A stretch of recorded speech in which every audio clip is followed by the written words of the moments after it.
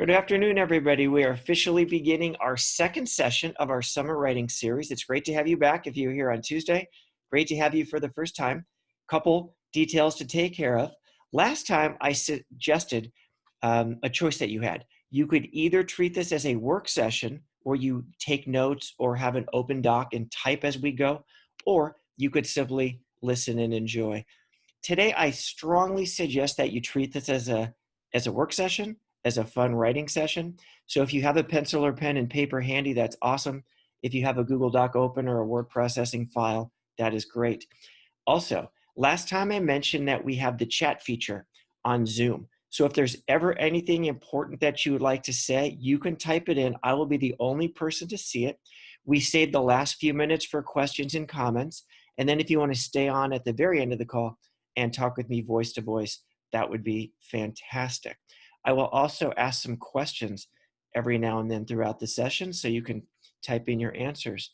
First thing I'd like you to do, if you are joining us today and you're not from the state of California, because we've had people sign up from other states, and then the other day we also had somebody sign in from South Korea, which is incredibly exciting that we have people from other countries. So please just type in your location if it's not California. I'd love to give you a little bit of a shout out. Okay, we are now moving into our first quote unquote work session, but it's a fun play session. Hopefully you're somebody who sees work as fun.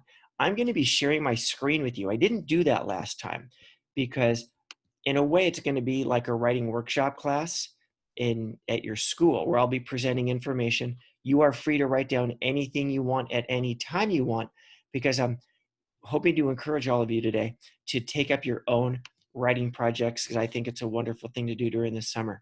I mentioned on Tuesday that sadly, many of us may not have access to the same camps or classes or enrichment opportunities that we usually do. And I want to make sure that all of us have a reason to smile when we wake up in the morning. If you're someone who look forward to camp, but you're not able to go to your camp, maybe this writing project could be something that you get very excited about, as I am with the writing project that I've been working on, and I'll tell you more about that. So as we get started today, I'm going to share this screen with you, and if you've been in my class, this will look familiar to you. Sometimes kids ask, okay, I want to start a writing project. How do I do it? Where do I start?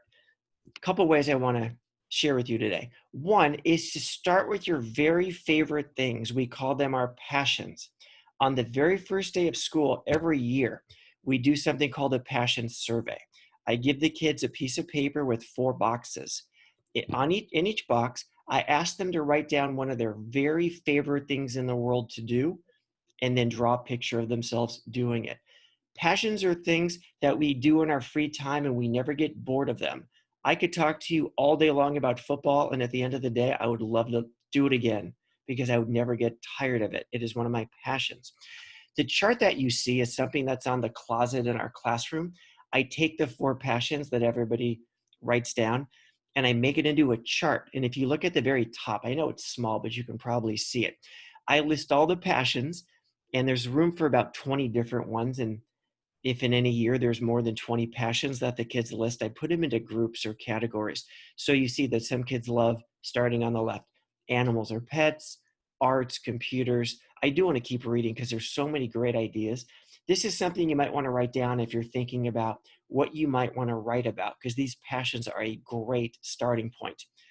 We had a student who was interested in construction, dancing, ballet, friends, family, sports, math, music, reading, exercising, science, shopping, social activities, team sports, traveling.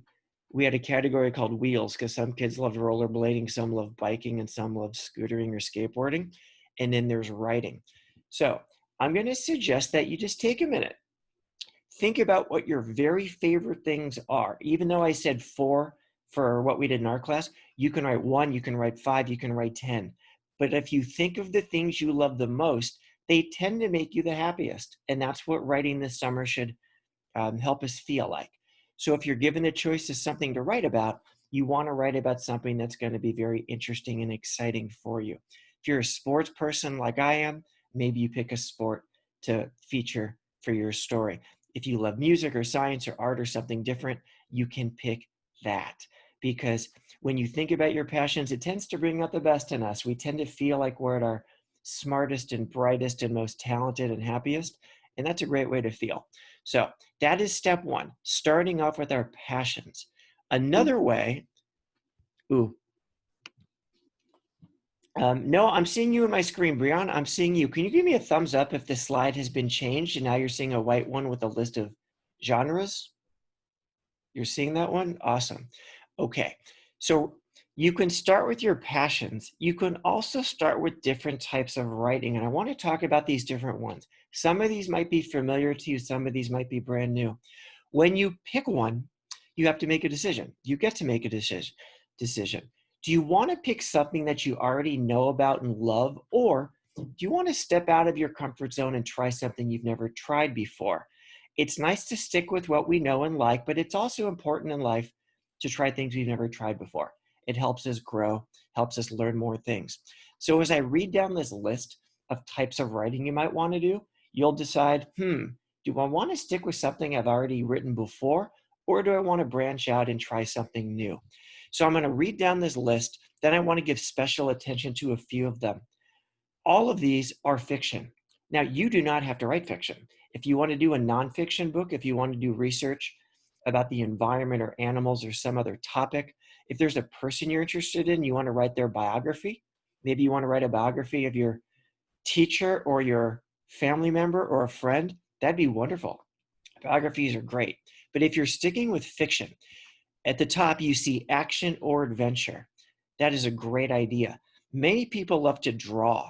And if you can combine drawing with writing, that could make for a very wonderful project. So you can do a comic strip, graphic novel, anything involving pictures. Ariel was a student of Roosevelt who asked about fantasy. That is a genre your imagination filled with ideas that nobody's ever thought of before. And that is a perfect genre for you. Historical fiction is something that we study at Roosevelt School. I'll get into more detail about that one in just a second, along with mysteries and science fiction. My new favorite genre is sports. I want to get back to that in a second. And then maybe you can combine a sports story that takes place in the future. So maybe it's science fiction because there's cool technology, but it's sports at the same time. Or maybe it's a mystery and it's a fantasy. That'd be a pretty interesting idea. Maybe it's an action adventure story that takes place in 1815. So there's some historical fiction going on. So there's a way to combine it, or you can pick something different. Regardless of the type of fiction you're choosing, you're going to want to include these 5 elements. Sometimes you see lists of story elements. They look a little bit different, but these are 5 that you tend to see a lot. In all stories, there are characters. I told you when I was writing my Chase Manning books, I chose a school because there's so many great ideas for characters. Kids, teachers, principals, music teachers, librarians, custodians. So you want to figure out who your characters are going to be. I wouldn't recommend having more than one main character. Somebody once told me about a story where they wanted to have a group of girls in this story, which is wonderful, but they wanted 6 main characters.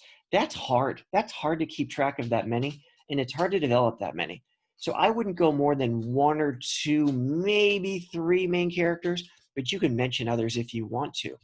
Setting, the time and the place of the story. So where do you want this story to occur and during what time period?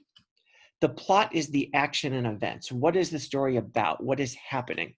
If someone said, "What's your story about?" and you answered it in 1 sentence, sorry, I didn't mean that to be so loud. If you answered in 1 sentence, that's probably going to be the plot.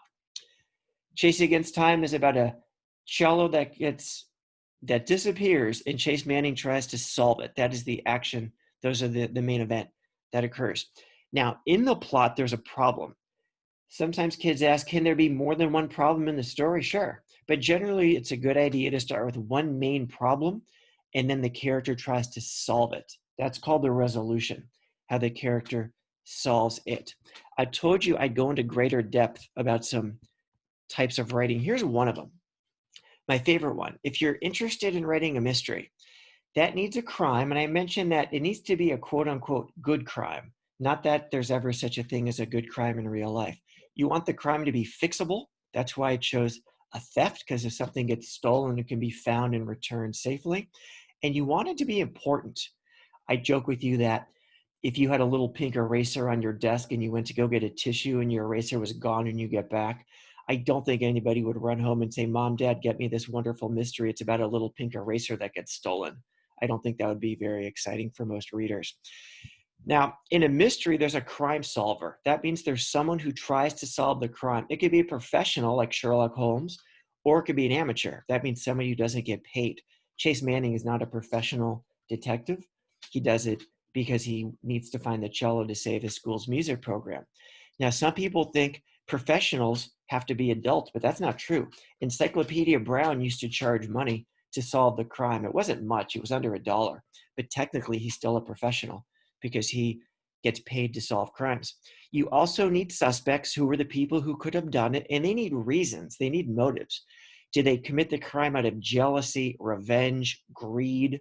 Usually motives are bad things or emotions that we try not to have that often. And then we want to have clues. And then finally, there's a revelation. It's revealed who did it and why they did it, and everything gets explained at the end. So if you're interested in mysteries, this is information for you. Mentor text at the bottom means, is there a book that we can look at as an example? And Chase Against Time is the one that I've been sharing with you. Historical fiction is not one that's commonly done by kids as much as the others, but it's wonderful. It's a made-up story set in an earlier time period. So if you're interested in what life was like in the early 1900s or the 1800s, fantastic. Or even before that. The writing reflects the time period. So if you're writing a story in the 1800s, the character would not take out their iPhone and use Google Maps because they didn't have iPhones in the 1800s. So you want to be sure that whatever technology or tools are in your story were really in existence during that time period. No offense, historical fiction can fall apart if you put in technology or tools into that time period that really were not a part of that time period. Same with the language. Like they probably weren't saying, hey, dude, what's up? Back in the 1700s. They probably said a little bit differently. So you want your dialogue, your clothing, etc., to match. In fourth grade, we read a book. If you've actually taken the reading assessment for level T, there's a book that takes place when the first car was invented, and they don't say pants, they say trousers, because that's the word they used back when the cars were invented. So it was a really nice way of showing how all the different parts of the story need to match. And if you're looking to read one of those books, there's a whole bunch of them that start with if you lived in or if you lived during the time of. Those could help you if you're interested in historical fiction. The other one I want to talk to you about is science fiction, because a lot of you mentioned to me fantasy and science fiction. Science fiction still has the same 5 elements, but there's a heavy dose of science. It could either be technology, computers, astronomy, because a lot of science fiction is set in outer space, or biology or medical science.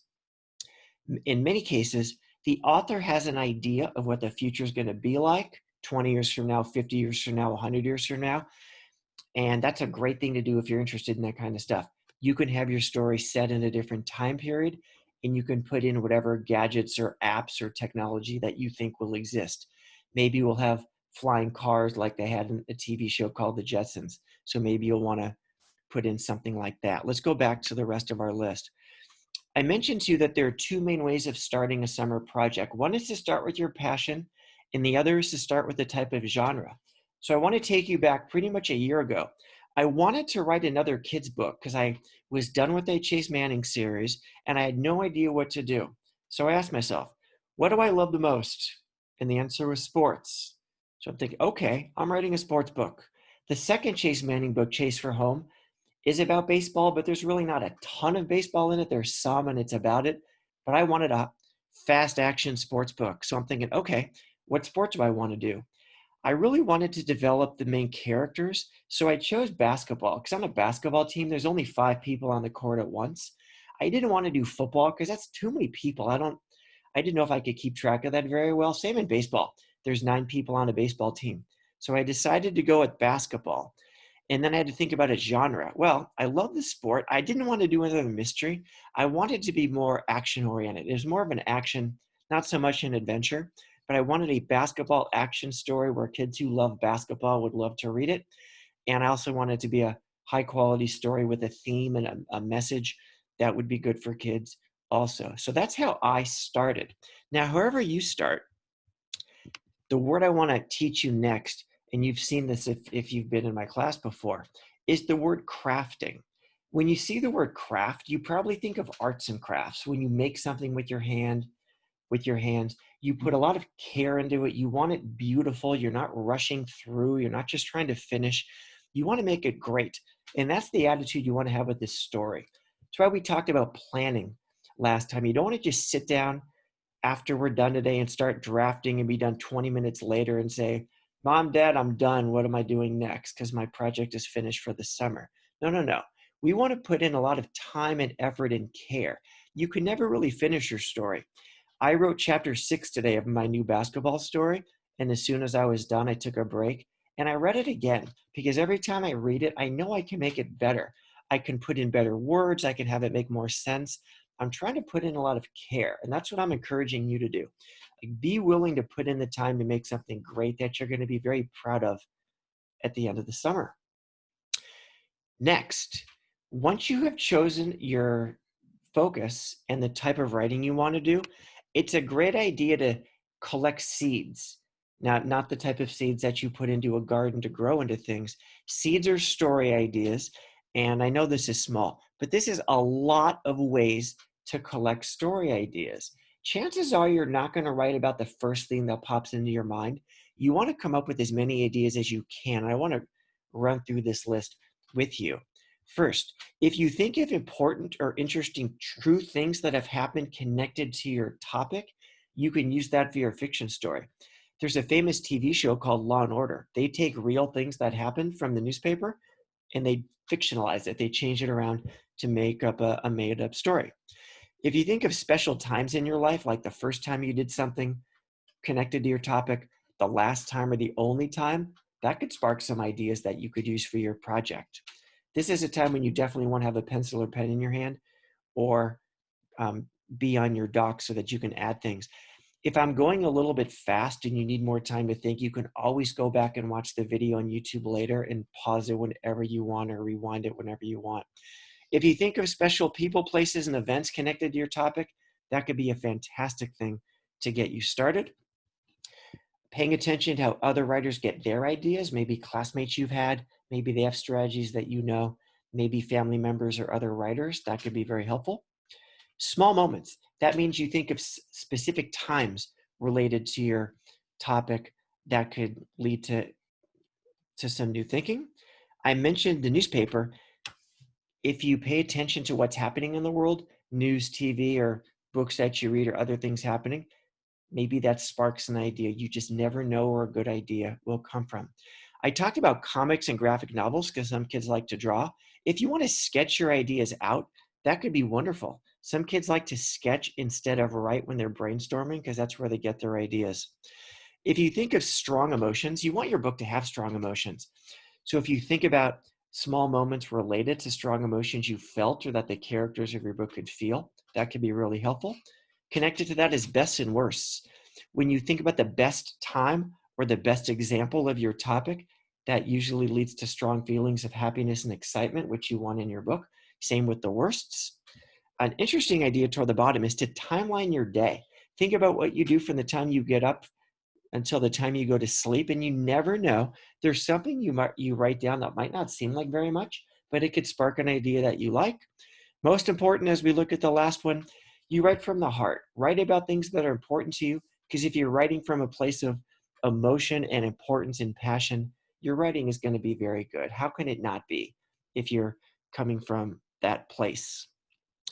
Okay, time is absolutely flying. So I'm going to move on. Once you have some seed ideas, here's a way to write them down. In my class, I like to show slides with a no first and then a yes, because there's something about seeing a poor example or a way that I don't advise you first that leads into the yes. That could be very effective. So when you're listing seeds, I would not do it the way you're seeing here on this pink slide.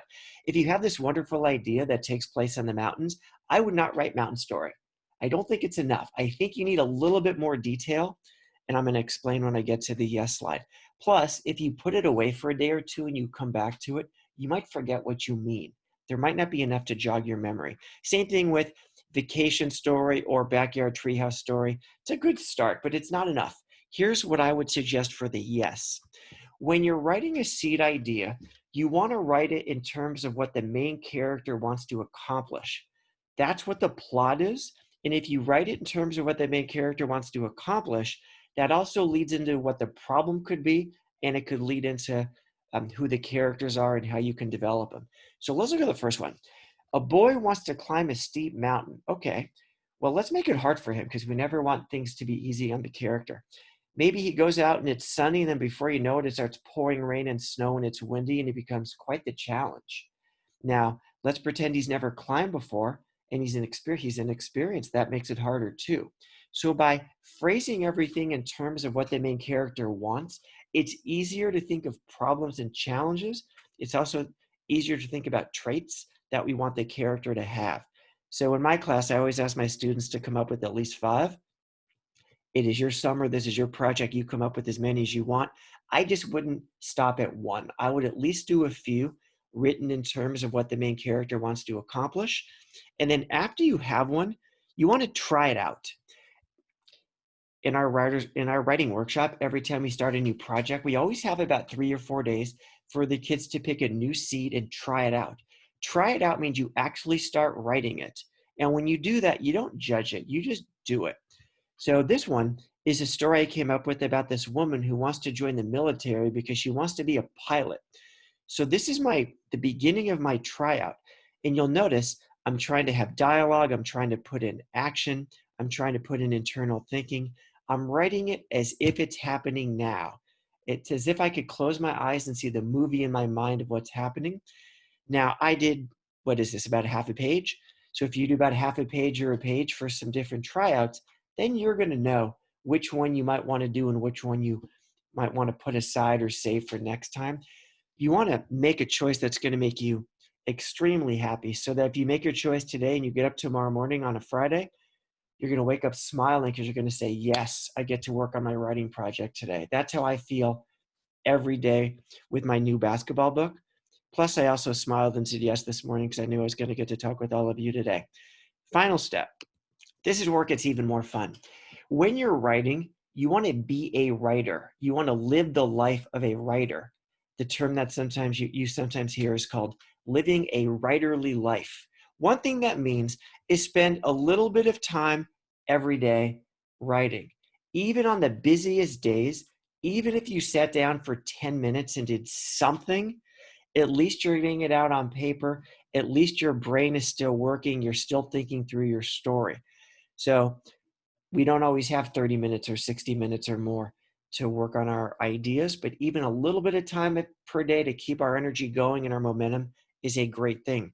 If you're able to set a schedule, that's even better. I write every morning from 9 o'clock until noon. It takes me 2.5 to 3 hours each time to write a chapter of my new book. And it's sometimes frustrating, but it's always fun.